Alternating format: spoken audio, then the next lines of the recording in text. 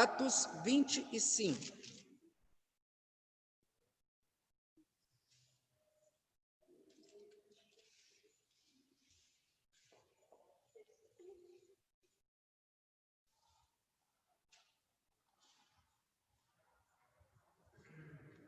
Nós leremos do versículo 1 até o versículo 12. Eu lerei, os irmãos acompanhem. Tendo, pois, Festo assumido o governo da província, 3 dias depois subiu a Cesareia para Jerusalém. E logo os principais sacerdotes, os maiorais dos judeus, lhe apresentaram queixa contra Paulo e lhe solicitavam, pedindo como favor, mandasse vir a Jerusalém, armando ele cilada para o matarem na estrada. Festo, porém, respondeu achar-se Paulo detido em Cesareia, e que ele mesmo, muito em breve, partiria para lá. Portanto, disse ele que, dentre vós estiverem habilitados, que desçam comigo, e havendo contra este homem qualquer crime, acusem-no. E não se demorando entre eles mais do que 8 ou 10 dias, desceu para Cesareia, e no dia seguinte apresentou-se no tribunal, ordenando que Paulo fosse trazido. Comparecendo este, rodearam-no os judeus que haviam descido de Jerusalém, trazendo muitas e graves acusações contra ele, as quais, entretanto, não podiam provar. Paulo, defendendo-se, proferiu as seguintes palavras: nenhum pecado cometi contra a lei dos judeus, nem contra o templo, nem contra César. Então Festo, querendo assegurar o apoio dos judeus, respondeu a Paulo: queres tu subir a Jerusalém e ser ali julgado por mim a respeito destas coisas? Disse-lhe Paulo: estou perante o tribunal de César, onde convém seja eu julgado. Nenhum agravo pratiquei contra os judeus, como tu muito bem sabes. Caso, pois, tenha eu praticado algum mal ou crime digno de morte, estou pronto para morrer. Se, pelo contrário, não são verdadeiras as coisas de que me acusam, ninguém para lhe ser agradável pode entregar-me a eles. Apelo para César.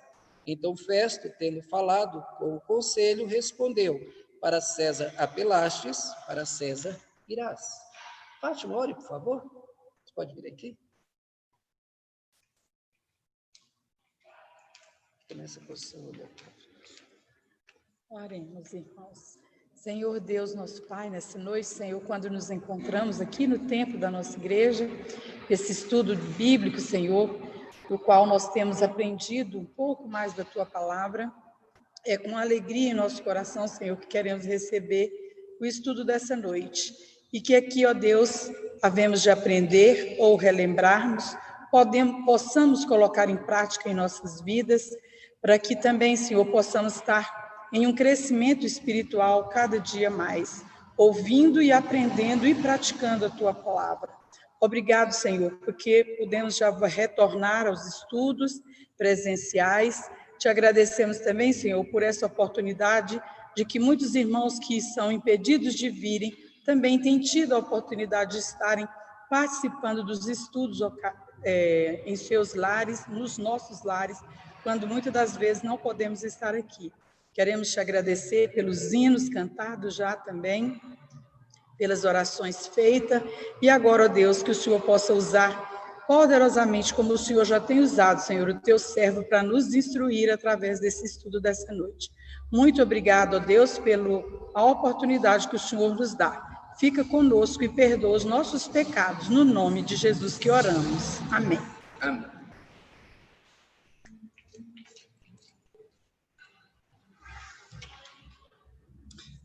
Meus irmãos, pelo que nós cantamos, pelo que nós falamos até agora, qual é o assunto que nós vamos tratar hoje? Vocês já tiveram uma ideia? E a gente vem, todo culto é preparado para que a gente seja levado para o assunto que nós vamos tratar. Pelo texto, vamos falar de quê?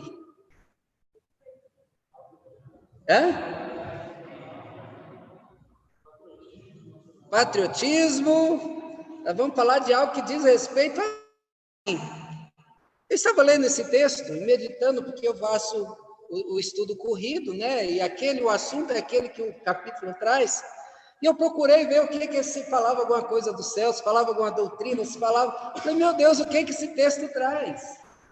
E olhando então com muito carinho, depois de ler muitas vezes, porque um livro como esse, um capítulo desse, até que o estudo saia, eu leio esse capítulo mais de 30 vezes, e eu destrincho ele todo, e depois que o estudo está pronto, eu leio ele várias vezes para poder ver como é que se foi tudo bem.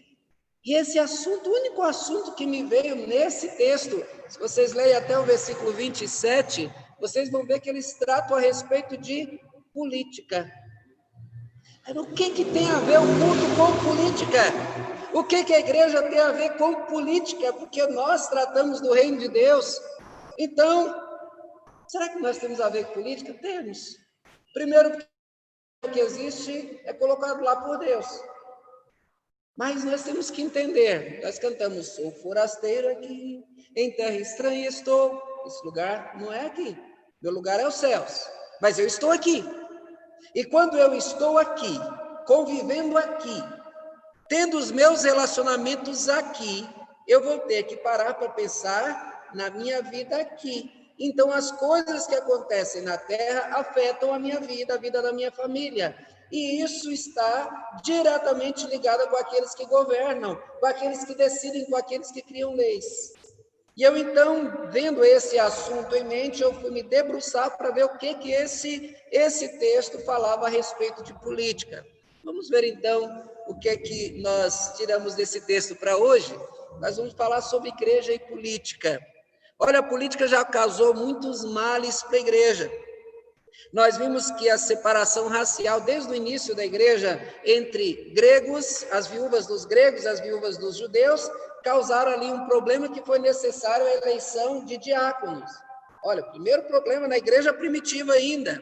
A gente vê, então, as perseguições religiosas que aconteceram contra os crentes, elas foram mais motivadas por zelo, por política, pelo poder político do que pelo zelo religioso. Aqueles que estavam mandando é que queriam, porque que viam nesse grupo novo que estava nascendo uma ameaça ao seu poder. Então, vamos tirá-lo para aqui. Isso é política. Os apóstolos, antes da morte de Jesus, eles estavam ali procurando, rodeando Jesus, perguntando o quê? Senhor, quem assentará à sua direita ou à esquerda? Isso quer dizer o quê? Política. E a gente está falando aqui, pegando as questões que levam para o mal, os malefícios da política. Judas Iscariotes traiu Jesus por quê? Vocês já pararam para pensar? Jesus era o mestre amado, era o ser mais puro que eles já conheceram, o homem que curava. Por que Judas, ele traiu Jesus? Judas era Iscariotes, e esses Iscariotes tem a ver com um partido político, ou com um ramo ideológico. Judas traindo Jesus, ele queria que Jesus tomasse o governo, que Jesus usasse o seu poder e livrasse de Roma, livrasse os judeus da mão do poder de Roma. Ou ele queria que o povo se levantasse em defesa de Jesus, porque Jesus entrou lá na cidade, né, com aquela grande multidão atrás dele, que aquela multidão se levantasse, fosse feito um grande movimento e os romanos fossem mandados embora. A entrada da política na igreja aconteceu posteriormente, em 313, foi que aconteceu o concílio, mas um pouco antes, quando o imperador Constantino, ele estava sendo atacado e ameaçado por povos pagãos, os bárbaros, e aí então ele disse ter tido uma visão no qual dizia, por essa cruz vencerás. E aí então ele procurou os crentes, prometendo que não mais perseguiria os crentes se eles lutassem a seu favor. Os crentes então se uniram a ele, acabou vencendo a guerra, e ele decretou o fim da perseguição política. Até aí tudo bem, mas ele fez isso, nós vamos ver que foi por interesse. E aí, uma vez que a igreja se reúne para fazer um concílio, para decidir coisas da igreja, quem estava na frente desse concílio era um pagão. E o resultado desse primeiro concílio foi que, por causa da declaração, Maria é mãe de um homem ou Maria é mãe de Deus? Que foi, então, o resultado da declaração desse concílio, que gerou posteriormente de Maria é mãe de Deus, então Maria é poderosa, e ela agora faz milagres, aí acabou entrando a idolatria na igreja, e o próprio Constantino, que construiu uma grande um grande templo, ele colocou o nome do templo de Santa Sofia. Sofia era a mãe dele, e ele já colocou a própria mãe como santa, que era uma crente, e ela que muito influenciou ele, mas ele, de fato, nunca se comprovou a conversão. Mas a porta para entrar o poder da igreja, a luta política da igreja, e acabou entrando também a idolatria, que entrou um período de trevas aí, que foi durante muitos anos. Deus nunca elegeu políticos para se assentar nos púlpitos das igrejas. É um grande erro quando pastores chamam candidatos a político ou político para se assentar e tomar lugar. Esse lugar, não o local, mas o que ele simboliza é sagrado. É o lugar da pregação da palavra de Deus. A sua igreja possui presbíteros e diáconos como ordem do Senhor para que a igreja seja dirigida por pastores, presbíteros e diáconos eleitos sob oração, com regras divinas para exercer o seu oficialato, e assim então a igreja deve definir esses homens eleitos. Eles têm que dar bons exemplos, cobrar a vida santa dos membros e dirigir a igreja no temor do Senhor. O político não tem os mesmos interesses da igreja. Jesus disse que o seu reino é de onde? Não é desse mundo, não é? Jesus declarou bem, o meu reino não é desse mundo. Os políticos têm os seus olhos fitos neste mundo, no seu governo e no poder que emana dele. Tem ali já tem ali. E no poder que emana dele. Então a gente vê que a igreja, com os olhos de Cristo, olha para onde é o reino de Cristo, e os políticos olham para esse mundo querendo tirar o poder que vai tirar da política. Enquanto Jesus cobra ética santa, uma vida exemplar, e que os líderes sirvam a maior número de pessoas, ele diz que você deve servir. Os políticos já querem ser servidos pelo maior número de pessoas, e conquistando, eles querem se perpetuar no poder. Então, o objetivo não é servir, é se servir. O objetivo da igreja é servir, um lado e o outro. Olhando apenas para esses aspectos, poderíamos dizer que o crente não deve se envolver com política de jeito nenhum, se olhar somente para esse lado negativo.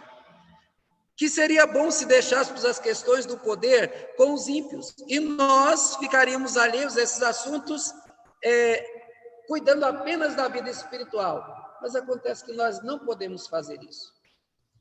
Nós somos afetados pelas decisões políticas.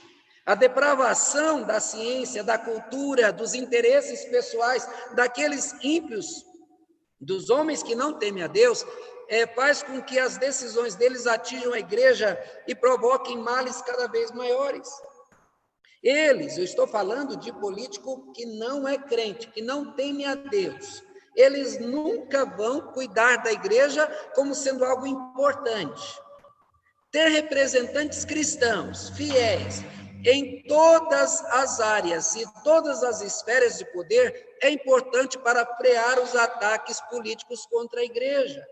Ter militares crentes, ter políticos lá no Senado, na Câmara Federal, ter político na Câmara Distrital, ter políticos envolvidos, gente crente, temente a Deus, que tem temor do Senhor e que trabalha para o Senhor, é importante para frear os ataques que os maus políticos vão fazer contra a igreja. Muitos são os projetos que afetam a igreja. Nós vimos há pouco tempo atrás que afetam a família. A família tinha um projeto de lei que afetava diretamente a família, no sentido de marido, mulher e filhos. Nós vimos aí a questão do kit gay, que queria incentivar crianças a praticar, crianças mal sabiam ler, ensinando práticas, posições sexuais e coisas absurdas, e que só foi freada com a atuação correta de bons políticos e com a pressão da população, que foi eu, que estava no meio deles, que vamos lá no plano, para fazer barulho para que esse projeto caísse. E homens de Deus da política, nós conhecemos alguns nomes, estavam lá, mas acontece que eles vão continuar tentando, então precisamos ser bem representados. É importante, por essa razão, que a igreja leve a sério a política e se faça representar em todas as esferas, como acabei de dizer, por homens comprometidos com Deus e prontos para lutar com todo o empenho pelos interesses do reino de Deus. A política não vai tratar de doutrina, mas as decisões dela vão nos afetar. Sabemos que o reino de Deus não é desse mundo. mas ainda estamos por aqui e temos de lutar para nos manter bem enquanto estivermos vivendo nesse mundo, procurando uma melhor qualidade de vida enquanto for possível. Que a Bíblia diz que no final do tempo a coisa vai ficar tão feia que homens vão desmaiar de terror. Ou seja, a coisa vai ficar muito feia. Mas enquanto a gente puder manter uma boa qualidade de vida, então a igreja deve atuar com responsabilidade, atuando na política de maneira séria. O tema desse estudo é uma triste realidade política. E, meus irmãos, quando eu falo a respeito dessa triste realidade, eu estou levando em consideração o governador Festo, eu estou levando em consideração o governador Félix, eu estou levando em consideração o rei Agripa, eu estou levando em consideração os personagens que envolveram a história de Paulo, mostrando como que governantes ímpios vão agir. Ao ler esse capítulo, procurando o que Deus quer nos ensinar, e estando num ano eleitoral, os meus sentidos se fixaram nas questões políticas envolvidas na questão de Paulo.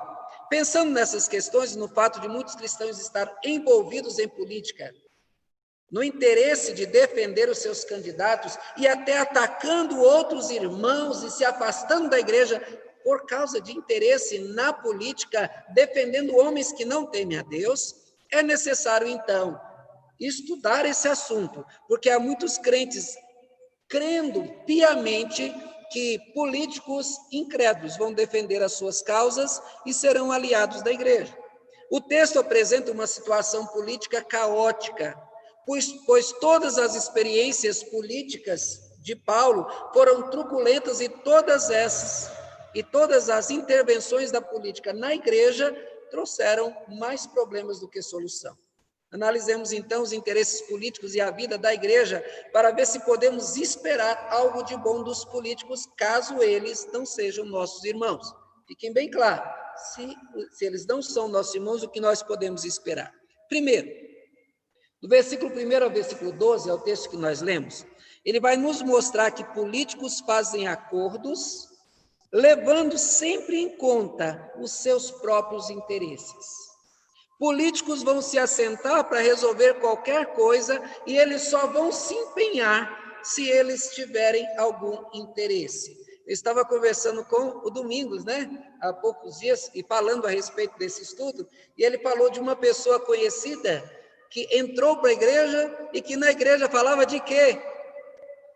Só política, só nos interesses dele, não é isso? E dizia-se crente, mas o interesse dele estava lá era o quê?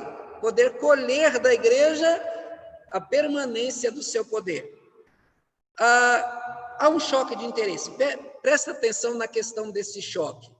Os ímpios defenderão os interesses mundanos, terrenos, enquanto os crentes defenderão os interesses de reino de Deus. Está vendo? Já viram aquele desenho de dois burros tentando comer o capim? É mais ou menos assim. Um puxa para um lado, outro puxa para o outro. Eles não vão acontecer. No final daquele desenhozinho, os dois burros passam para cá para comer o peixe, daqui passa para lá. Só que nesse caso, não. Os políticos não vão virar na mesma direção e nem a igreja pode abandonar o olhar do reino de Deus para olhar para esse mundo. Um olhará para a terra, enquanto o outro terá suas expectativas nos céus. Os crentes têm uma ética superior, pautada no amor de Deus, pautada no amor ao próximo. Os ímpios têm a sua ética pautada no se dar bem, no ganho farto e fácil, nas negociatas e no seu bem-estar, mesmo em detrimento do sofrimento alheio. A gente está vendo agora, nessa época de pandemia, com tanta gente morrendo, quantidade enorme, um número aí mais de quase 160 mil pessoas morrendo, e políticos sendo presos por quê? Aproveitaram essa situação para roubar, para ganhar dinheiro. Está vendo? Esse é um exemplo muito bem dado aqui, no qual eles puxam pelo seu interesse em detrimento dos outros, que os outros que sofram. Crentes se preocuparão com o bem comum, os ímpios se preocuparão com o bem próprio. Sendo assim, logo de início temos de assumir que há uma luta de interesses desiguais, com alvos diferentes, e que a igreja não pode confiar que uma política, se liderada por homens não crentes, defenderá os interesses da igreja. Na primeira afirmação é que os políticos farão acordos levando em conta os seus interesses. Para começar, vamos analisar o governador Festo. Ele acabara de assumir o governo. Antes dele tinha o governador Félix, aquele que recebeu Paulo e prendeu. 3 dias depois de Festo assumir o governo, ele sai de Cesareia e vai para Jerusalém. Presta atenção. Os judeus, eles nunca foram amados. Eles eram um povo difícil, era um povo briguento. A gente pode ver sempre que eles estão lá, eles prontos para sair para a guerra. Só que os judeus, que davam muito trabalho para o Império Romano, era um povo forte, é um povo poderoso. É o povo que estava submisso, mas é daquele jeito, está preso lá, mas está sempre mordendo. Então, o apoio deles poderia firmar Festo no seu governo, ou, se ele não tivesse o apoio dos judeus, ele poderia perder o seu cargo. Festo, ele recebeu do seu antecessor um prisioneiro. Qual era o interesse de Paulo, o interesse de Festo, o governador, por Paulo? Paulo não dava interesse nenhum, não acrescia nada, mas acontece o seguinte: eles mantinham Paulo preso porque havia o interesse dos judeus em Paulo. Eles queriam aquele homem, eles queriam julgá-lo, queriam condená-lo, e estando com esse homem nas mãos, esse homem então poderia dar a eles o apoio, ou então, de alguma maneira, eles usarem aí para poder fazer a sua vontade. Eles esperavam, então, ganhar alguma coisa. Festo convidou os líderes judeus para irem para Cesareia. Veja, o homem assume o poder 3 dias, vai lá para o meio desse povo, porque ele quer o apoio deles. A primeira coisa que os judeus pediram é: nós queremos um favor, nos dê Paulo. Paulo estava na memória da liderança judaica. Eles não esqueciam Paulo. O primeiro contato com o governador, nos dê Paulo. Nós queremos ele. Festo, apesar de ter de respeitar a Paulo, porque Paulo era um cidadão romano, então ele tinha direitos garantidos pelo Império Romano, ele não tratou com tanta dignidade assim. Nós vimos quando os judeus desceram com Festo e estavam lá no julgamento que ele preparou, porque ele que seria o juiz, e ele então vira para Paulo e diz assim: Paulo, você está querendo o quê? Se você quiser, eu mando você lá para Jerusalém, para que você então seja julgado por ele. Ou seja, ele está fazendo ameaça, fazendo uma pressão para Paulo, dizendo: você está nas minhas mãos, eu entrego você para eles te matam. Até o versículo 8. Do outro lado, nós vimos os políticos judeus. Nós estamos olhando pela questão política. Ao se encontrarem com o governador, eles logo pedem Paulo. Esse negócio de favor político sempre traz prejuízos, e sempre para os menos favorecidos. Os políticos dão presentes e os pobres é que pagam. No caso, o favor, se dado esse favor a eles, quem pagaria com a vida seria Paulo.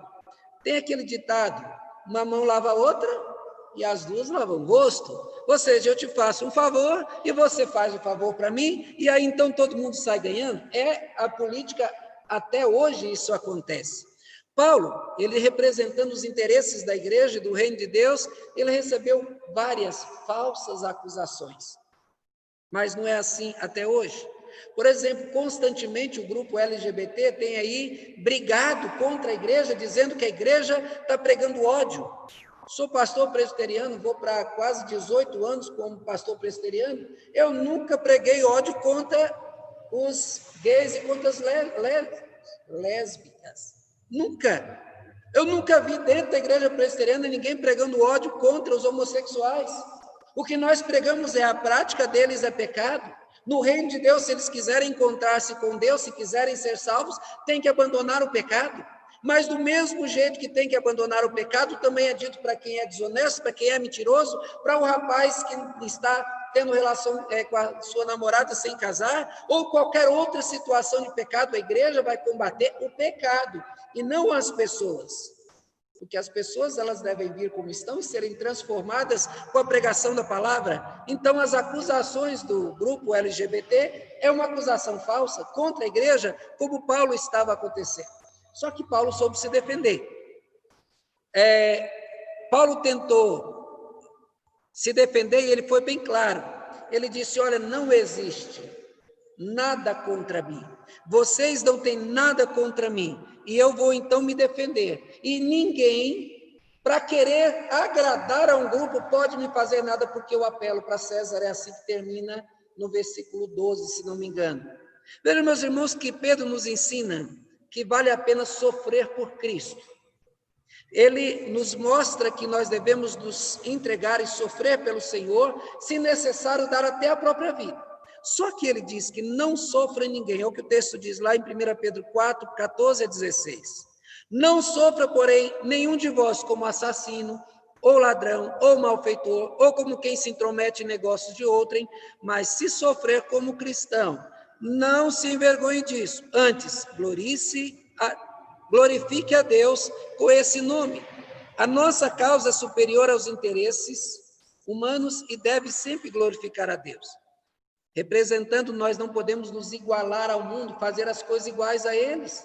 Enquanto eles compram voto, o crente honesto ora pedindo a Deus que abra as portas para que ele consiga voto. Enquanto os outros fazem negociata, o crente procura ter intimidade com o Senhor. Olha, há algum tempo, um crente conversando com ele disse que abandonou sua posição na igreja, ele era diácono da igreja, para se candidatar.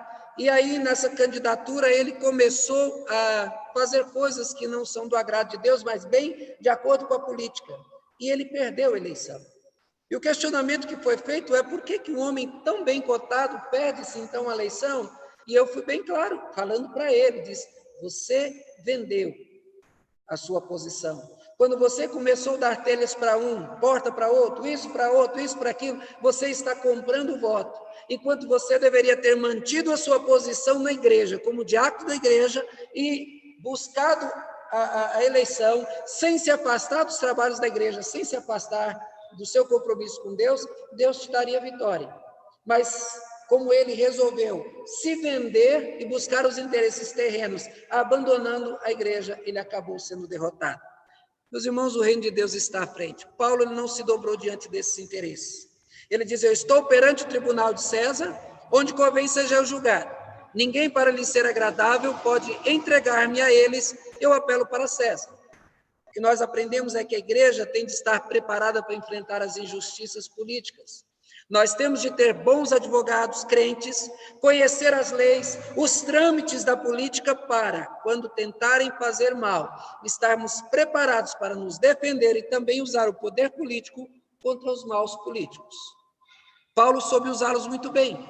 Irmãos, nós vimos aqui que os políticos não crentes, eles vão se unir para garantir os seus interesses.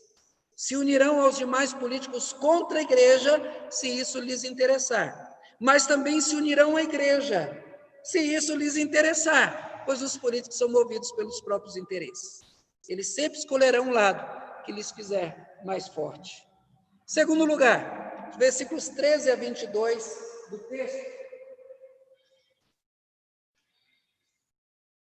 Vocês vão poder ler depois, nós não vamos ler agora, mas o texto vai falar da sequência, quando Festo ele procura o rei Agripa e diz, eu recebi aqui um homem, e conta a história, ele é inocente, não tem crime nenhum, mas ele apelou para César, e aí então, agora o que eu faço? Porque eu tenho que mandar uma carta. O que nós fazemos?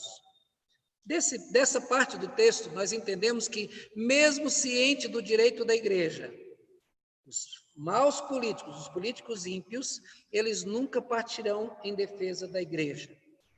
Mesmo que o político saiba que você tem o direito da terra, que você tem direito daquele negócio, que você está na causa certa, os políticos ímpios nunca vão defender a causa da igreja.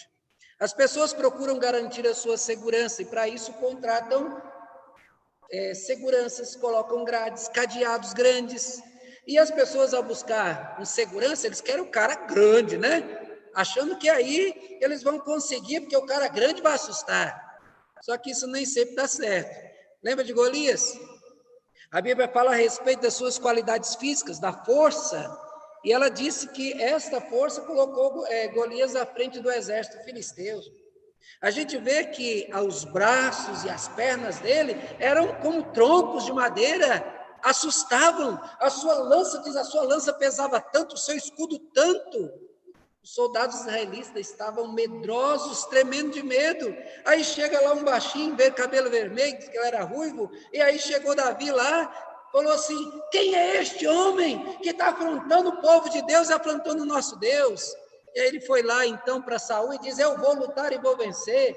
E Saul: quem é você? Você é um menino? Ele disse: olha, rei, quando eu estava cuidando das ovelhas do meu pai, veio um urso e eu fui lá e eu tomei a ovelha da boca do urso e eu matei o urso. E veio um leão e eu matei o leão. Eu vou matar esse homem em nome do Senhor. Todo mundo zombou de Davi. Aquele molequinho lá querendo. Quem é aquele moleque? Os próprios irmãos dele zombaram dele. Vai para casa cuidar das ovelhas.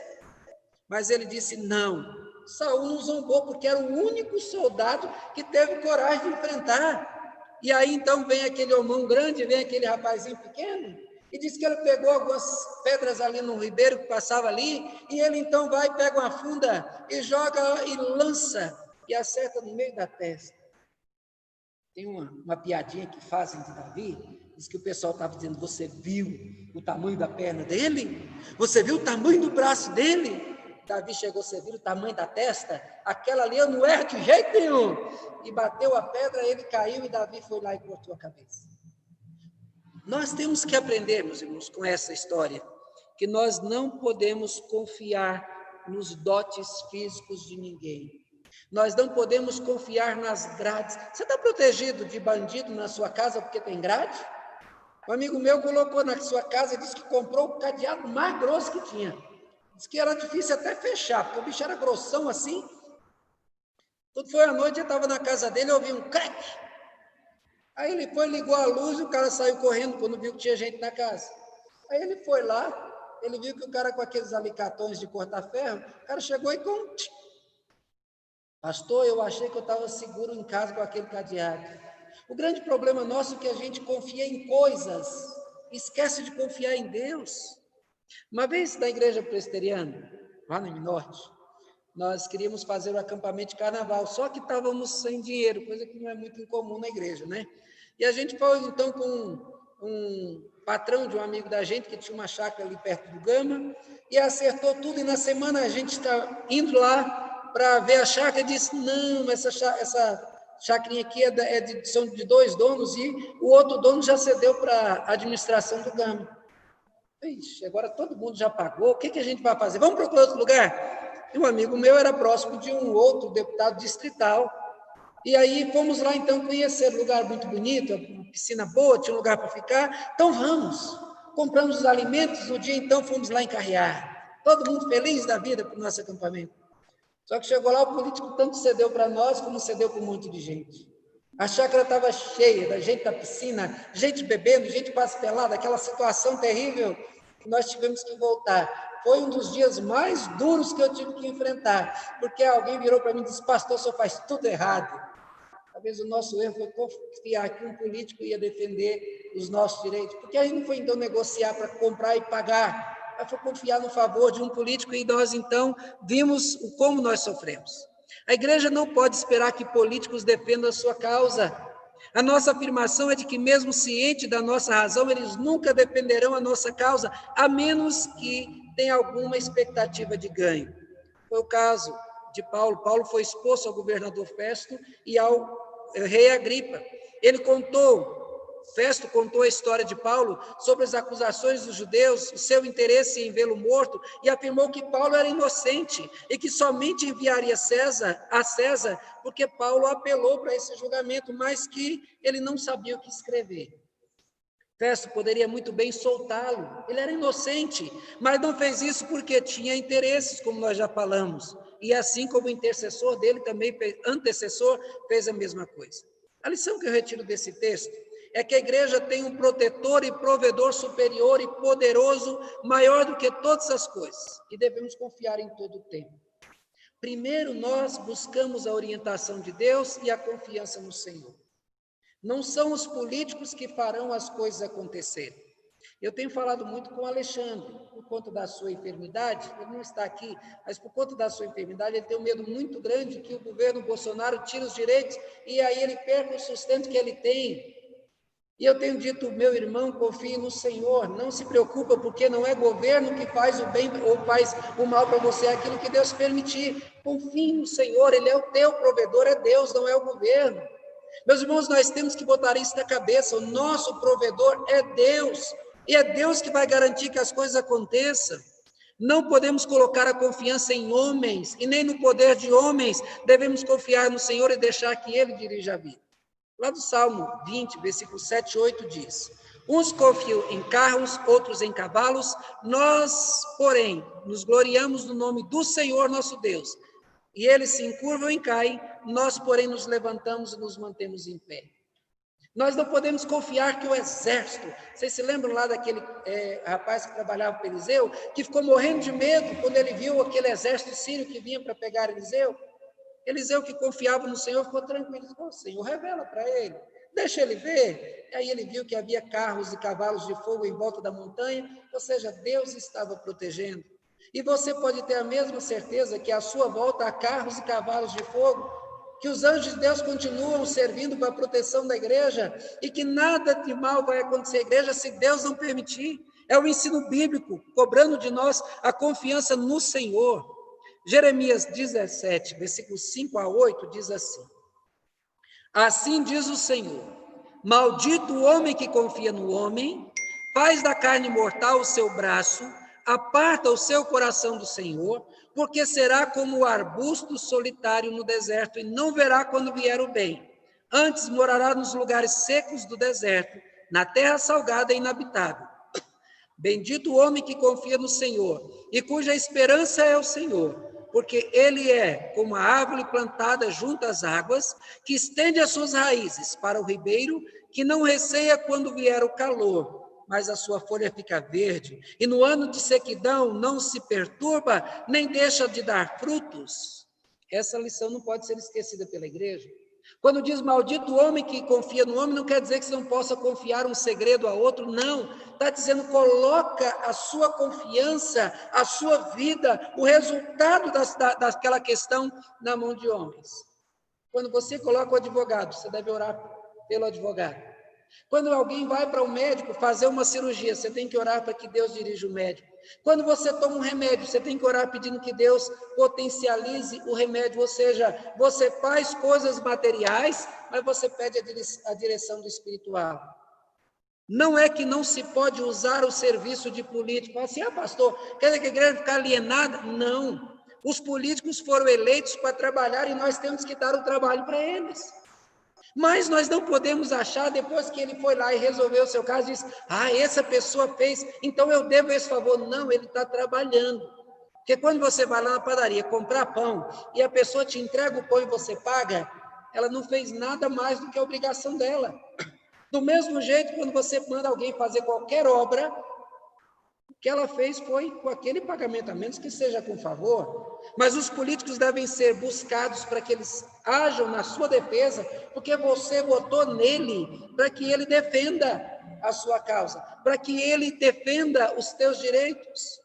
O que não podemos fazer é confiar que eles se interessarão pela nossa causa como alvo principal, como se fossem nossos irmãos e tivessem o mesmo interesse de nós. Temos de colocar a nossa causa na mão do Senhor e pedir que Ele use os políticos, porque os políticos servem a Deus em primeiro lugar. E Deus pode fazer com que eles façam as coisas acontecerem para o bem da igreja. Romanos 13, versículos 1 e 2, diz, todo homem esteja sujeito às autoridades superiores, porque não há autoridade que não proceda de Deus, e as autoridades que existem foram por eles instituídas, de modo que aquele que se opõe à autoridade resiste à ordenação de Deus, e os que resistem trarão sobre si mesmos condenação. Toda autoridade está lá, quer você queira, quer não. Na eleição, Bolsonaro foi o outro candidato, qual é o nome dele? O Haddad. Muita gente votou no Haddad. Se o Haddad tivesse ganho, ele seria o meu presidente. Mas hoje quem é o meu presidente é o presidente da República. Entendendo isso, vai acabar com essa luta política desse amor ao candidato, porque o candidato é até do dia da eleição. O presidente é presidente de quem votou nele e de quem não votou. E Deus colocou ele lá. Deus tem uma razão, você pode não entender, mas Deus colocou. Se o outro tivesse sido eleito, seria Deus que o colocou. Por que eu não sei, mas foi Deus que colocou. E a vontade dele é que vai prevalecer. Fica claro que todos, inclusive as autoridades, são servos de Deus para cumprir a vontade de Deus. Festo não partiu em defesa do interesse de Paulo, mesmo sabendo que ele era inocente. Suas ações demonstram que Festo apenas não queria se expor diante do imperador, mandando alguém sem dar explicações. Essa é a que vem, então, a nossa última argumentação. Versículos 23 a 27 vai nos mostrar a sua preocupação, a preocupação dos políticos ímpios é se apresentar bem para se manter no poder.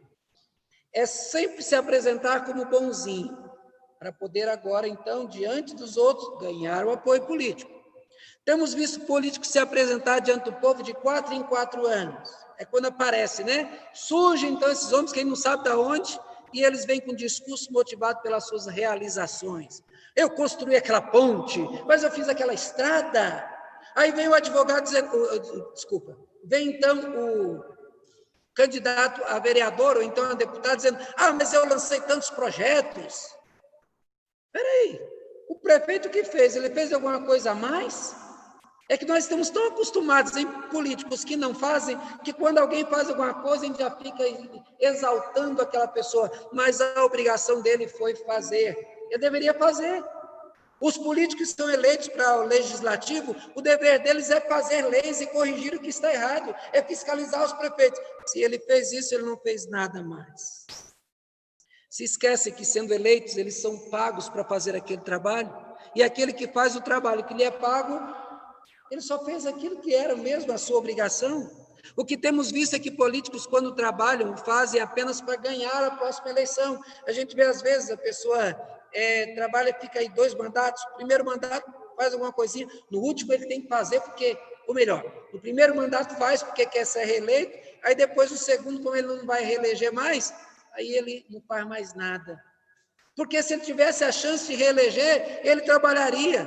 Gastam mais dinheiro com propagandas do que com obras. Se eles gastassem, se vocês observarem o tamanho do dinheiro que eles destinam para propaganda do governador, do presidente, vocês ficariam abismados. Porque se um presidente, se um governador, se um prefeito trabalhar mesmo, ele não precisa fazer propaganda. Pega esse dinheiro e coloca na obra para ver, se todo mundo não vai ver. Eu conheci um prefeito lá no interior, que ele botava um trator para fazer aquela estrada, ele parava o carrinho dele, estava lá. Ele mandava alguém fazer uma ponte, o pessoal está trabalhando, ele está lá. Todo mundo que chegava para falar da ponte, o prefeito está lá. Onde é que ele está? Está lá na obra. Não precisava gastar com propaganda. Olhou a obra, olhou o prefeito. Ele estava lá. Mas esses outros agem de maneira errada. Seu objetivo é mostrar às pessoas que estão fazendo para poder, então, continuar vivendo às custas do poder político e tirando, se enriquecendo, então, com o dinheiro que eles podem tirar. Quando alguém entra na política, ela não quer sair mais. Isso é o que vimos nas ações do governo Festo. Ele expôs o caso de Paulo ao rei Agripa apenas para escrever uma carta para o governador, só para o imperador. Aí vem o rei Agripa, que apoiava o governador, e o rei então vai lá para quê? Para poder escrever a carta para o imperador. O discurso de Paulo, a conversa de Paulo, tudo mais que Paulo falou, não serviu para eles para nada, não tinha interesse nenhum a não ser essa carta. Esse corporativismo, ele tem sido uma realidade entre os políticos, pois se interessam então em se dar bem. A lição que fica para a igreja é que, caso tenhamos a necessidade de usar o serviço de políticos, que tenhamos o cuidado de nos proteger dos seus interesses e não cair nas armadilhas de assegurar apoio a eles, porque quando eles erram, eles arrastam para o escândalo todos aqueles que os apoiam. Então a gente tem que estar aí, dar apoio demais, traz para o púlpito da igreja, como muitos pastores fazem, aí depois a pessoa faz a coisa errada, a igreja na lama. Tem que tomar cuidado. Se precisarmos dele, que seja para que cumpram o seu dever, não para que obtenham de nós o apoio para suas causas terrenas, interesseiras, temporais e ímpias. Meu irmão, esse estudo tratou sobre política. Esse assunto é evitado por muita gente que diz que política, religião e futebol ninguém discute. Discute sim. Nós vimos Paulo pedir que oremos pelos nossos governantes para que tenham paz, pois da sua paz nós teremos paz. Devemos rogar o cuidado de Deus para a vida dos nossos políticos, para que eles tenham sabedoria de tomar a melhor decisão. Temos de ser criteriosos também na escolha dos políticos que escolhemos como nossos candidatos, pois após a eleição eles terão poder sobre nós, para o nosso bem ou para o nosso mal. O mínimo que nós devemos fazer ao pensar na escolha de um político é ver se essa pessoa teme a Deus ou não teme. Não estou dizendo nem que seja da sua religião, se ele teme a Deus ou não. E aí, então, nós podemos acertar um pouquinho mais na nossa escolha. Tratamos sobre a triste realidade política, porque é triste. A gente só vê a questão política como algo negativo. Vimos que políticos fazem acordos levando em conta os seus próprios interesses. Mesmo diante do direito da igreja, eles nunca partirão em defesa dela. A sua preocupação é sempre se apresentar bem para poder assegurar o retorno ao poder. Sendo alertados pela palavra de Deus sobre política, abra os teus olhos e não seja mais enganado por homens que não se interessam pela glória de Deus, mas pelo seu próprio bem-estar. Não seja uma ovelha muda que sofre calada diante dos desmandos políticos e ímpios que estão no poder e não sejam mais enganados por eles. A Bíblia nos ensina a sermos simples como as pombas, mas prudentes como as serpentes. Não dependa políticos, ou se fizer, e nem partidos políticos, e se fizer, pelo menos conheça as suas diretrizes, conheça o que eles defendem, conheça os seus mentores, conheça a filosofia, de onde vem o pensamento, que você vai saber para que rumo eles caminham. Para que você, que serve a Deus, não seja enganado e engodado pela lábia daqueles que gastam o seu tempo procurando formas de enganar pessoas e se manterem no poder. Só um momentinho eu te passo. A liderança é necessária e sabemos que estarão sob a vontade de Deus. Porém, cada um tem o governo que merece, pois escolhendo fora da vontade de Deus, escolheremos líderes para nos fazer mal, que promoverão o nosso mal contra nós, contra a nossa família e contra a igreja. Sobre política e religião, nós falamos sim, sem briga, sem partidarismo, mas discutindo sobre o que será melhor para a igreja e para o povo de Deus. Quando falar sobre política, leve em consideração o que Deus fala na sua palavra. Tomando o devido cuidado, nós escolheremos melhor e teremos menos problemas quando os políticos estiverem decidindo as nossas causas. Fique com Deus e escolha bem os teus representantes. Sim, Rodrigo.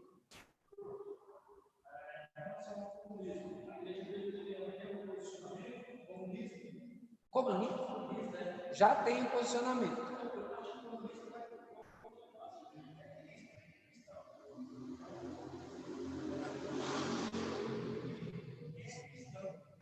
Só para você que está assistindo, a pergunta que foi feita aqui pelo presbítero Rodrigo é a respeito do comunismo. A Igreja Presbiteriana tem o posicionamento? Ela tem.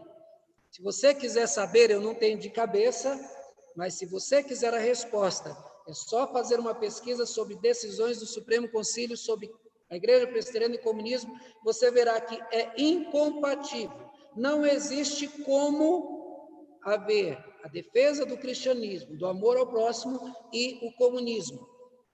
Então, se você quiser saber mais, vai lá e você vai ver que a Igreja Presbiteriana já tomou a sua decisão, tá bom? A respeito de política, fale mais, converse mais e não defenda um político em detrimento de outro, porque quando a gente defende um político, a gente não vê os erros, a gente não vê a outra pessoa está dizendo e você não consegue perceber. Abra os teus olhos para poder conversar abertamente, porque alguém pode estar vendo uma coisa que você não está vendo e você pode estar vendo uma coisa do candidato do outro que precisa ser dito. Conversem com respeito e principalmente com amor ao próximo, porque eu já vi muitas igrejas racharem no meio por causa de político. E depois que o político é eleito, ele não está nem aí para o que aconteceu com a igreja. Irmãos, que a gente possa ter, então, ter aprendido um pouquinho mais do que estes acontecimentos da vida de Paulo e que o capítulo 25, de como que ele trata a questão da política e da igreja. Amém?